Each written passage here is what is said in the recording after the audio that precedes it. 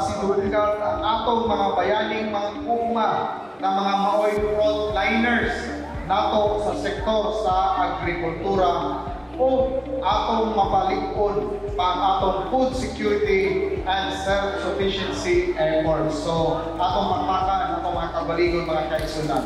Mupasali kita nga kanunay, kamo suportahan ang inyong kagamahanang probinsyal, ilabi na sa ubos sa atong administrasyon. O malipayon kami, Senator Francis, sa among mga plano para sa mga farmers, ang presensya mo malaking bagay na makatulong siya sa amin mga programa namin dito sa Bohol. Maraming salamat sa pagbisita mo dito sa Bohol.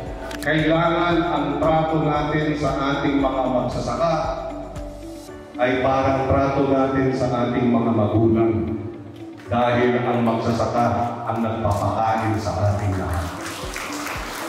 Kaya bilib ako sa ating mga magsasaka.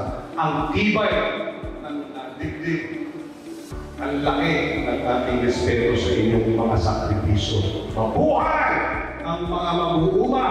Daghang salamat kaayo, ikot Panginoon po. Thank you very much.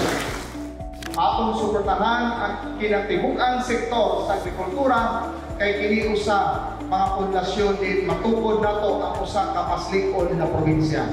Daghang salamat sa kanunay.